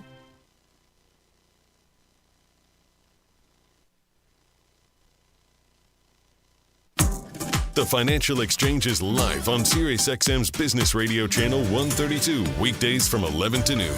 Get the latest business and financial news from across the country and around the world, and keep up to date on how it might affect your wallet. That's the Financial Exchange, weekdays from 11 to noon on SiriusXM's Business Radio Channel 132. This is the Financial Exchange Radio Network.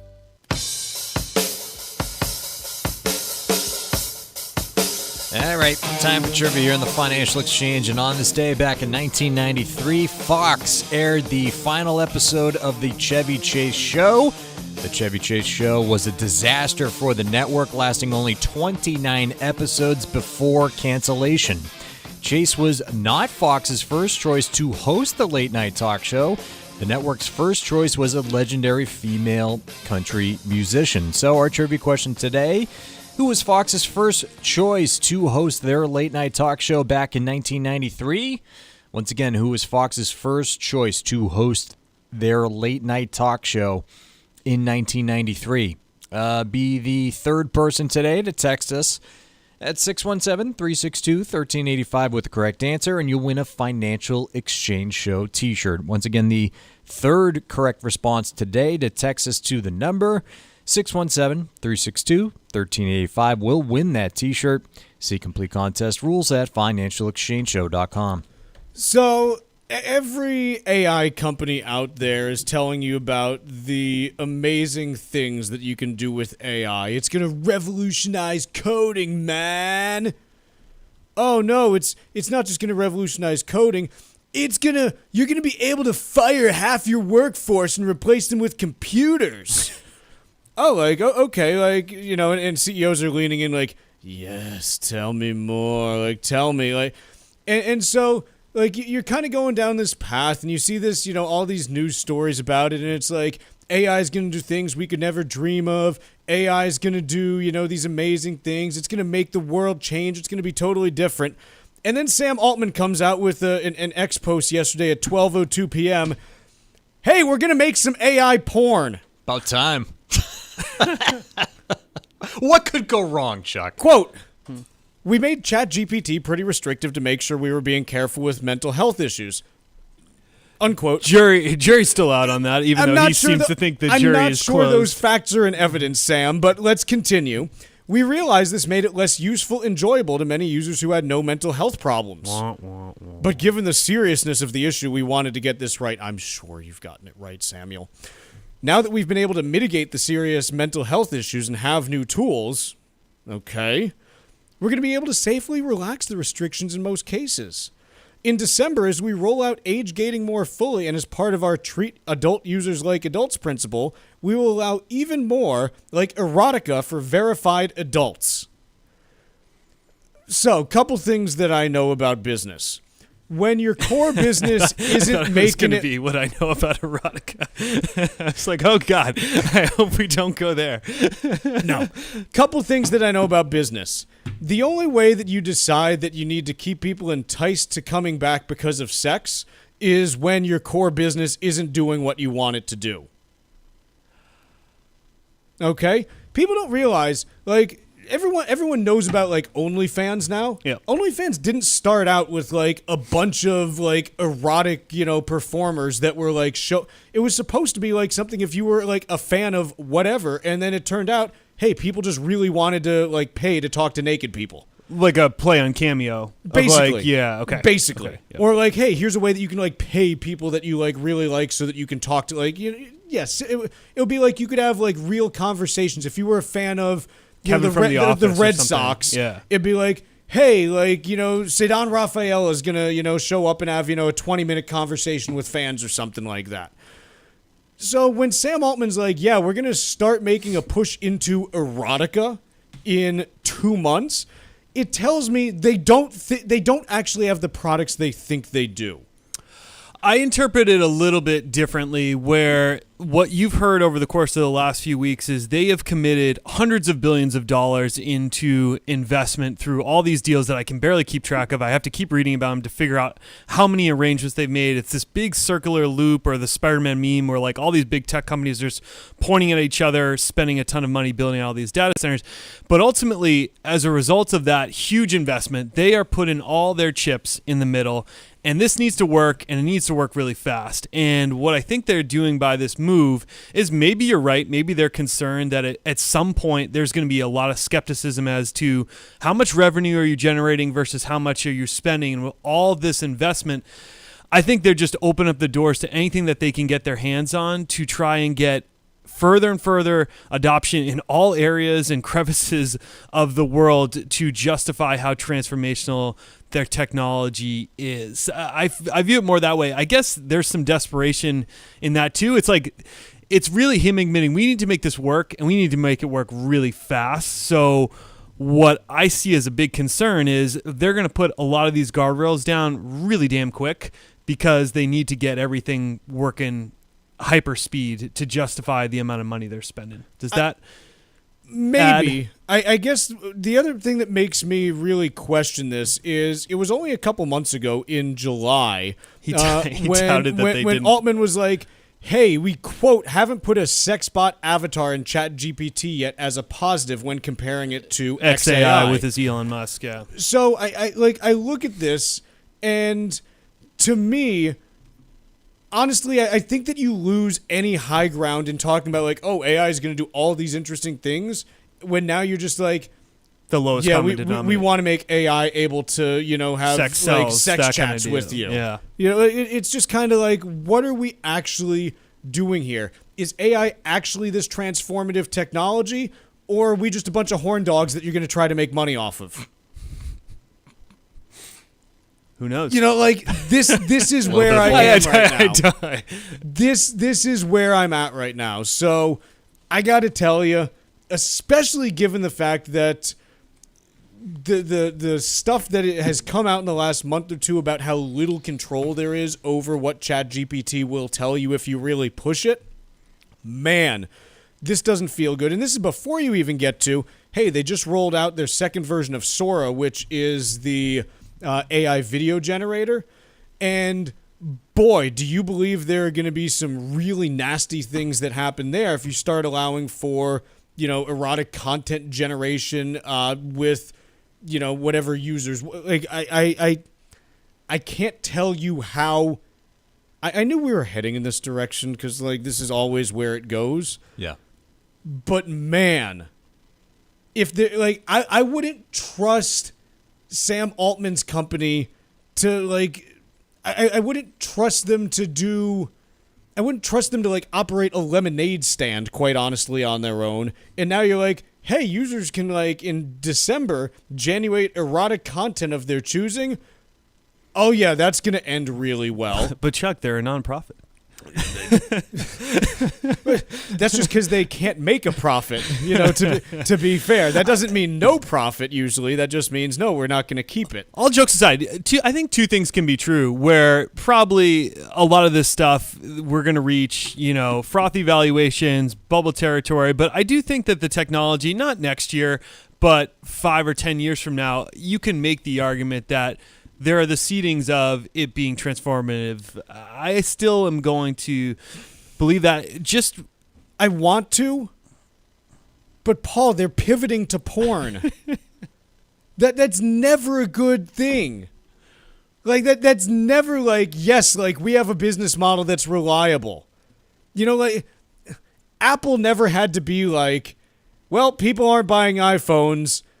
Let's, what I don't even know how you would honestly, do it. Google there. really didn't have to go that way. If you think about it, because that's like a similar comparison and surge of use, right? Because that's how Google made all their money, is being the front door to the internet, everyone logging and searching. And they could kind of hold their ground to, in YouTube and others, not really incorporate that. These guys haven't even made it 3 years. Right. Well, yeah, since they surged onto the scene. Yeah. Let's take a quick break, and when we come back, we've got Wall Street Watch and the trivia answer.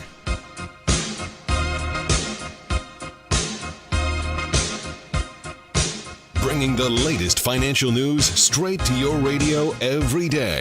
It's the Financial Exchange on the Financial Exchange Radio Network. Hi, this is Mike Armstrong from the Armstrong Advisory Group. If you're approaching your 70s, you might be thinking about slowing it down, but the IRS is just getting started. Required minimum distributions, or RMDs, kick in starting at age 73. And if you were born in 1960 or later, that number jumps to 75. RMDs are more than just a box to check. They can impact your taxes, your income plan, and even what you leave to your heirs. If not done properly, it could mean big penalties, but getting them right might help keep your money working for you. Our latest guide, Understanding RMDs, breaks down how they work, when to take them, and strategies that may make them less of a tax headache and more of a financial opportunity. Request your copy today by calling 800-393-4001 or by visiting ArmstrongAdvisory.com. That number again is 800-393-4001 or ArmstrongAdvisory.com. The proceeding was paid for by Armstrong Advisory Group, a registered investment advisor. Nothing in the ad or in any Armstrong guide is specific financial, legal, or tax advice. Consult your own financial, tax, and estate planning advisors before making any investment decisions. Armstrong may contact you to offer investment advisory services. The U.S. Virgin Islands aren't just stunning, they're thriving and continue to be one of the hottest spots for vacationers in the Caribbean.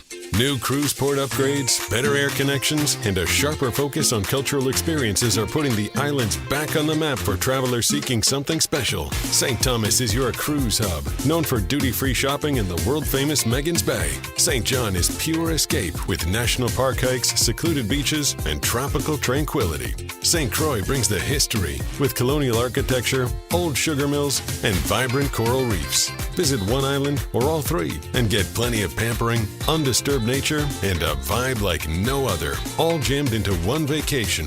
With easy travel from New England, no passport required, and no money to exchange, paradise is closer than you think. This fall, plan your getaway and fall naturally in rhythm with the heartbeat of the islands in America's Caribbean. Visit usvi.com and book your trip today. That's visitusvi.com.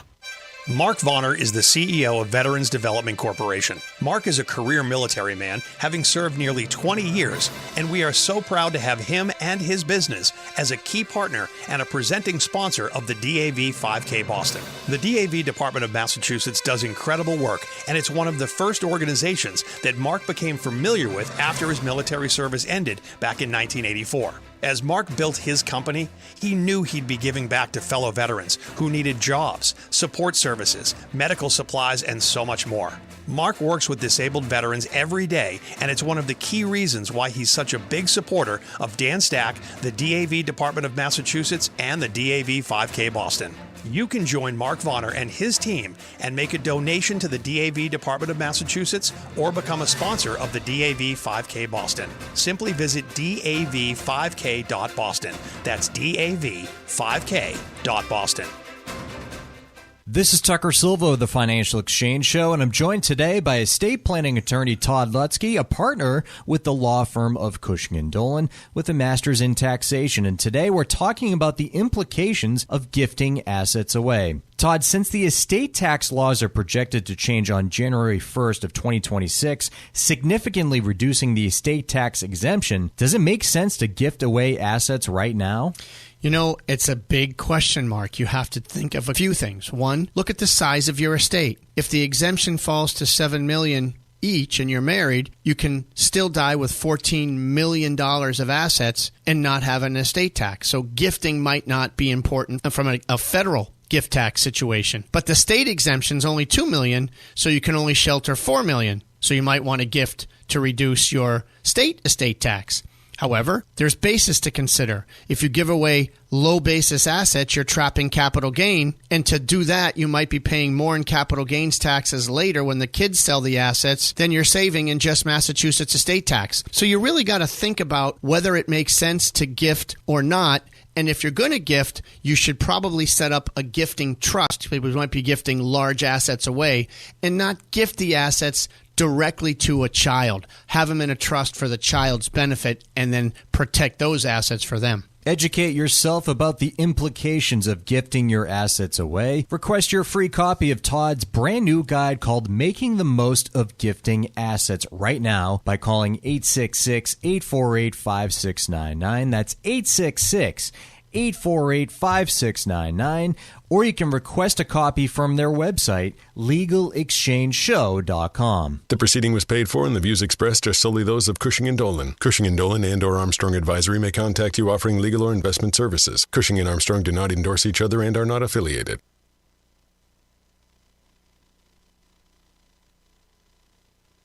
Time now for Wall Street Watch. A complete look at what's moving markets so far today, right here on the Financial Exchange Radio Network. Markets in positive territory despite the back and forth trade threats between the U.S. and China, as investors are encouraged by a new batch of strong third quarter bank earnings. Right now, the Dow is up about 0.5% or 209 points. S&P 500 is up 0.75% or 49 points higher. NASDAQ up 1% or 212 points. Russell 2000 up over 1%. 10-year Treasury yield down 1 basis point at 4.011%. And crude oil down about 0.5%, trading at $58.36 a barrel. Similar to its peers, Bank of America had a solid third quarter driven by stronger than expected investment banking revenue. The bank said its profit climbed 23% from a year ago to $8.5 billion. Bank of America shares are up 5%. Morgan Stanley also impressed with its third quarter results, posting earnings that exceeded expectations by the largest margin in nearly 5 years. The bank saw its profit jump 45% from a year ago to $4.6 billion. Morgan Stanley shares are up 6%. Meanwhile, PNC Financial, that stock is down 4% despite the lender logging higher profit and revenue in the previous quarter as it continued adding customers. Elsewhere, Apple announced new MacBook Pro, iPad Pro and Vision Pro models with an updated M5 chip that allows them to run faster than previous versions.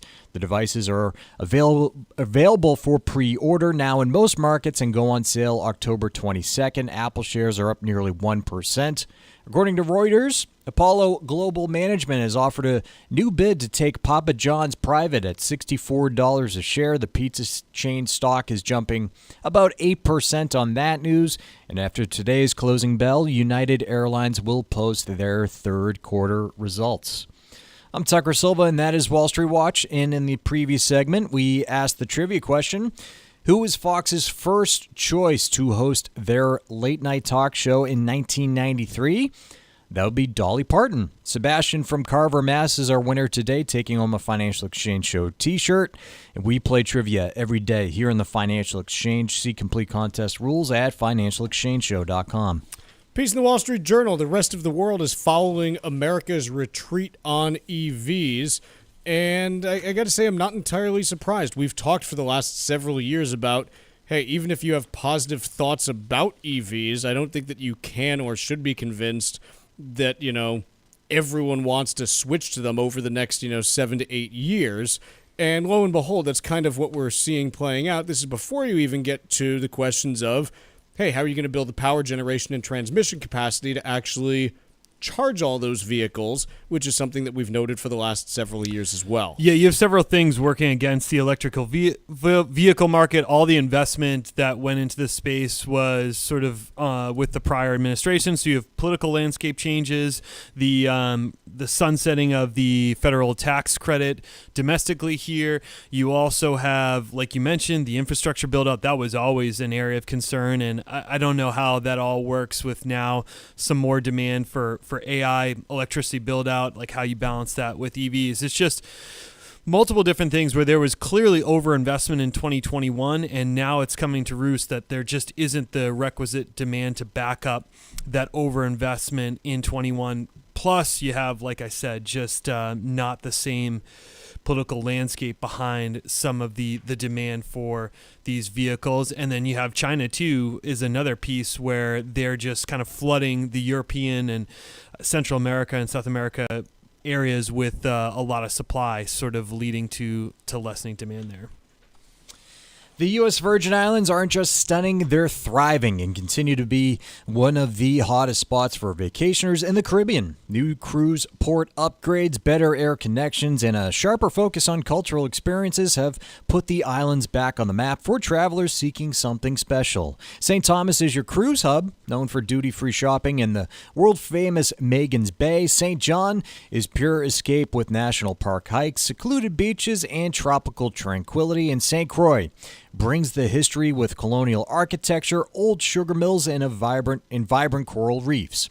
Visit one island or all three and get plenty of pampering, undisturbed nature, and a vibe like no other, all jammed into one vacation. With easy travel from New England, no passport required, and no money to exchange, paradise is closer than you think. This fall, plan your getaway and fall naturally in rhythm with the heartbeat of the islands in America's Caribbean. Visit usvi.com and book your trip today. That's visit usvi.com. From the Boston Globe today, recession... Washington Post. Washington Post, it's the same thing. Not. It has the same font as the Globe. No, this is the Globe. It's the Washington Post. It says 2025 Boston Globe Media Partners. What's the headline? It says 2025 Boston Globe Media Partners. No. What's the headline? Oh, it says the Washington Post. Oh, remember when I said that? Yeah, I know. Do you remember that 30 seconds ago? Okay, but here's the way my brain works. Is I see something in the stack and I recognize the font and say this is where it's from. You're like ChatGPT. See how I underlined patterns. See how I underlined Washington Post? How often does the Globe pull something from the Post? Often. Do they? Yep. Oh. Same as the New York Times. Okay, coming to you, live from wherever. Recession warning signs to watch. Goodbye lipstick, hello hamburger helper. So it's all these different things that, may or may not point towards a coming recession. Quite honestly, if you're not someone who has an accurate way to trade macroeconomic forecasts, if you're not a CEO, I don't know that there's much that you need to make of these. Does the average person need to pay attention on a regular basis to how many, Class 8 trucks are being sold in the U.S. on a yearly basis? No. And also, I feel like a lot of these predictors that they mentioned here in this article, you're probably already in a recession when you're getting some of this stuff. You'll know. The purchases of Hamburger Helper, I guess, they're saying that sales have ticked up there, and thrifting, all these things that would imply that consumers are being a little bit more cost conscious. But ultimately, if you see these indicators, and I don't think these indicators are clear this instance, you're going to know you're in it, and you're already going to kind of miss the warning signs. I don't think these are the ones that tell you, okay, we are in it right now. These are going to be after effects when a bigger shock occurs in the economy. It's not these small, more nuanced subjects of Hamburger Helper or thrift shopping that's going to be the indicator to tell you what's going on. Yeah, the one that I always enjoyed was the men's underwear index, which Alan Greenspan was the big proponent there. And the whole thing is, hey, look, men buy underwear basically like they view them as a necessity during normal economic times. But in a downturn, men are like, it's got a couple holes in it. It'll be fine. And so Greenspan loved the underwear indicator just as an example. Now, first of all, I don't think that there's any like publicly available information as to like weekly sales of men's underwear, so I don't think you can find this stuff just, floating out there in the wild. But you get like some interesting things. I think this stuff's interesting to think about, but I also do keep coming back to, hey, if you're always on the lookout for recession, there's always going to be one indicator that's telling you something bad's coming. And what you're really looking for, not just in recession, but like in anything in life, is not just like one thing that's going on. It's you want clusterings of things. That tells you what's going on. So if you have a friend or family member that gets laid off, it doesn't really tell you anything. If your brother, sister, and uncle have all gotten laid off in the last 6 months, yeah, that might tell you a little more about what's going on, provided that the three of you don't all work at, the same factory or something, But I'm a big fan of look for clustering. Don't pay attention to any one particular thing with anything in life. You want to look for where you have that clustering happening, because that's when you can spot pivot points and turns and things along those lines. So, yeah, that's kind of where I am.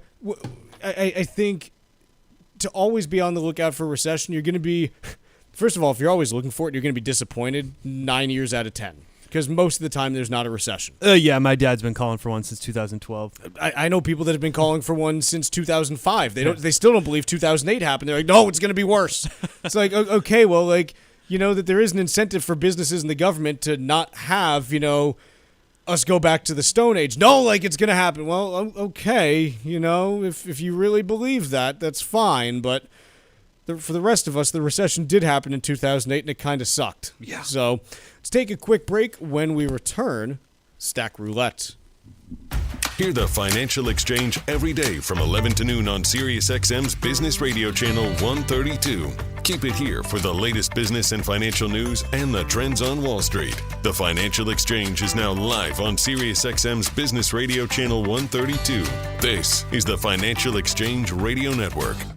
Cushing & Dolan know that gifting assets can be one of the most emotional and challenging parts of estate planning. Their new guide, Making the Most of Gifting Assets, can help you learn what to consider before making a major gift, like your primary home or a vacation property, and avoid unintended tax problems. Call 866-848-5699 to get your copy, or request it online at legalexchangeshow.com. The proceeding was paid for, and the views expressed are solely those of Cushing & Dolan. Cushing & Dolan and or Armstrong Advisory may contact you offering legal or investment services. Cushing & Dolan and Armstrong Advisory do not endorse each other and are not affiliated. This is Michael Valila, Adjutant of the Disabled American Veterans Department of Massachusetts. We focus on the people returning from service, not their specific illness or injury. Our number one goal is to make sure our veterans have the necessary services they need, be it physical, emotional, or financial, so that their transition can be seamless. You can help our great American heroes as well by making a donation today by visiting dav5k.boston. That's dav5k.boston.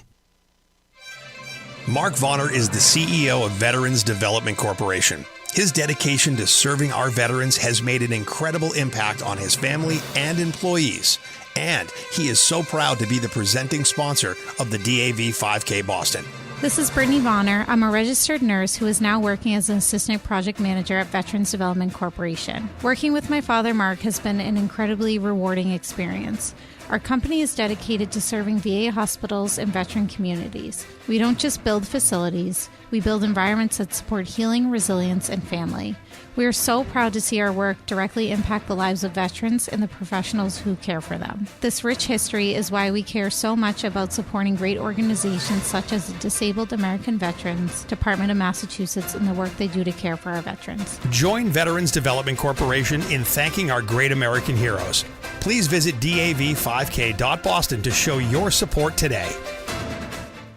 Hi, this is Mike Armstrong from the Armstrong Advisory Group. Turning 70 isn't just another birthday. It's when the clock starts ticking on your retirement withdrawals. At age 73 or at age 75 if you were born in 1960 or later, you need to start withdrawing money from your IRA. They're called required minimum distributions, and missing one can mean big penalties. Taking the RMDs at the wrong time can also spike your tax bill. Even the type of account matters, since your IRA and 401k follow different rules, which could get confusing fast. Our new guide is called Understanding Required Minimum Distributions. It breaks the process down in simple terms so you know when to start, how much to take, and ways to manage the tax impact. Request your copy today by calling 800-393-4001. That's 800-393-4001 or ArmstrongAdvisory.com. The proceeding was paid for by Armstrong Advisory Group, a registered investment advisor. Nothing in the ad or in any Armstrong guide is specific financial, legal, or tax advice. Consult your own financial, tax, and estate planning advisors before making any investment decisions. Armstrong may contact you to offer investment advisory services. Hey, listen, are you a 50-year-old person looking for term life insurance? Then you need to talk to Bob. Bob specializes in helping people find $1 million or more of term life insurance for a couple of $100 a month. Look, you need to know there's a price war in the term life insurance business, and you may be paying too much. Call Bob, and he'll shop and see how much money he can save you. Look, this could be the last term life insurance policy you ever have. Your rates are guaranteed for the next 20 years. That's right, guaranteed level rates for the next 20 years. And if you're a smoker or your health is not perfect, Bob has great rates for you too. So for $1 million of term life insurance coverage for a couple of $100 a month, call Bob right now. 800-965-7987. 800-965-7987. 800-965-7987. That's 800-965-7987. Paid for by Term Direct.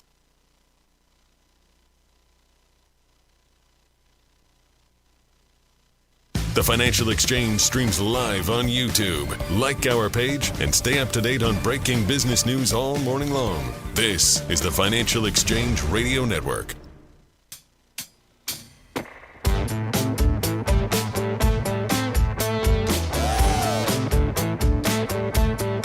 This year's DAV 5K is sold out, but you can still help our great American heroes. The race is Saturday, November 8th at Castle Island, and you can visit dav5k.boston to make a donation of any amount to support our troops. Your gifts help fund free rides to medical appointments for veterans and the nation's first DAV-led housing initiative, providing homes for single veterans and veteran families. Go to dav5k.boston and make your donation today. Paul, what do you got for Stack Roulette? Chuck, I want to talk a little bit about podcasts. This is a piece here from the New York Times where Netflix is jumping into podcasts with a Spotify deal.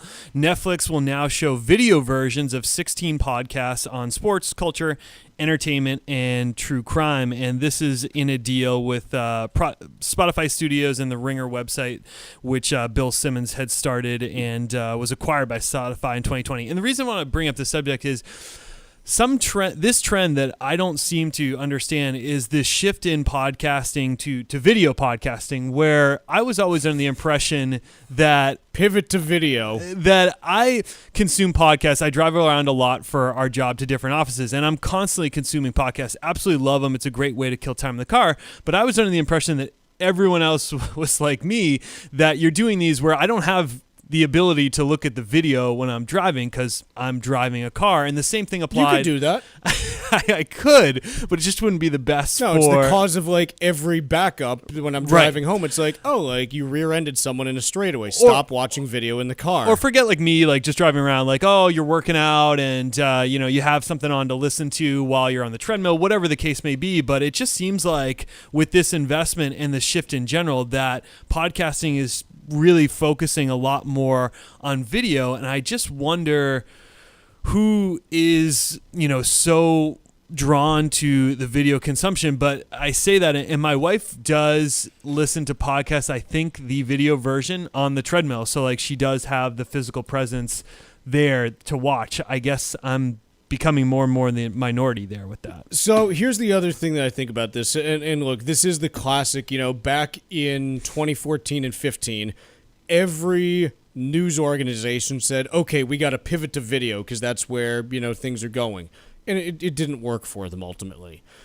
what I think this is more about is if you look at the dominant form of content consumption by Gen Z, it is short-form reel videos. Right. TikTok, Facebook. I don't even know what the, is it Instagram Reels? Instagram Reels, yep. What's the one on YouTube? What do they call those? Shorts.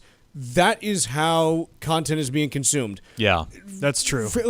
I am basically a baby boomer at this point in that it's like, oh, like, how cute, Chuck. You're reading tweets? Like, what a loser. Right. Okay, yeah, I get loser. it. I'm not hip and cool anymore, but that's still how I consume content, is through letters and words and numbers, because I believe that's important. And by the way, you still can't beat the information density of the written word. Mm-hmm.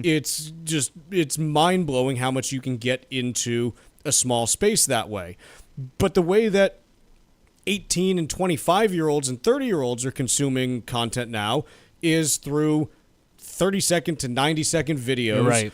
And I think the podcasts are not saying that they want everyone to watch their podcast. They just want the cutouts. Hey, we're making the content anyways. Great, we can take this minute clip and throw it on a reel or something, and boom, there you go. And it looks aesthetically better because they build out a studio that makes the production value look good, helps with the algorithm. Yeah, I get all that. We had a babysitter over who's in high school who just didn't even turn on the TV the whole night, like after the kids went to bed. It was just on, to your point, just on her phone the whole time, scrolling, rather than what we would have done, or like my wife would have done, would be, you queue up some sort of TV show, but it was just, it's not necessary anymore. And that probably speaks to your point that that's how everyone is consuming media now. It's 30 or 60-second clips. That might be long. It's probably like 5 or 10 seconds, the attention span now. Piece from the Wall Street Journal. Chinese criminals made more than $1 billion from those annoying texts. And, this is whether you're talking about like the highway toll payment scams. You know what's driving me insane? Someone from some lending company keeps texting me about a personal loan. Why don't you pay it off? I get the voicemails. No, they're asking if to further up my interest on personal loan, and I do that, delete and report junk in your iPhone. Doesn't do anything. They keep coming back every single time. I've never asked about a personal loan ever. Yeah. And I keep getting this text, hey, it's Amy, just following up on your personal loan request. Want to chat about some more. And I was ready to respond last night. I was so mad. It was the fifth one that I've got. And I was close, but I didn't, Tucker. But I was furious. Yeah, no. I got a longer story. I was just going to say that I'm fine, because I get like 3 to 4 of these scam calls a day, or spam calls a day. Phone calls that leave a voicemail. Sometimes my phone doesn't even ring. It just says, hey, you got a voicemail. It's, Lauren from the personal loan program, whatever, and they want you to press 9 and call back, because then they'll know that your phone number is still active, so don't do anything. They're testing to see if your number is still being used. I mean, look, I've been told, I can't tell you how many times that my Comcast service is about to be shut off, and I don't even have Comcast, but look, the way they do this is they just throw this out to everyone. And hey, if you can, large numbers, yeah. Now, what I do have that's, I think, a kind of funny story, and this finally came full circle, I think, in the last year. I have a buddy of mine who wasn't on this exact stuff, but he was getting calls from debt collectors on debt that was not his. Kind of this whole phantom debt thing where basically he started calling back and being like, who put my name on your list? Getting really aggressive. Yeah, don't. Long story short, he was so good at this. I don't know if the DOJ ended up getting a conviction on the guy who masterminded this whole thing, basically because he tracked it up and then brought all this information to the DOJ and was like, this is what you need to do in order to go after these people. Wow. But he basically dedicated 3 or 4 years of his life to tracking down these scammers. He lost his job, Can you do that for me? He caught them. And it ended up working out. It turned out that these phantom debt companies, they would just buy these lists of manipulated fake numbers and everything with the hope that they'd get something out of it. And it was just this whole scam of, frauds on frauds on frauds. And he basically, through a combination of just being an absolute dog about it and, occasionally being nice to people and being like, hey, I know that you don't really want your life to be like this. Help me out and tell me where you got and he ended up getting the DOJ to get a conviction because of all the information that he ended up bringing them when it was all said and done. We could use more of those convictions. I thought that was kind of cool, but again, who wants to dedicate 4 years of their life to doing that? Quick break for the rest of the day. We're back tomorrow. More Financial Exchange. We're going to be live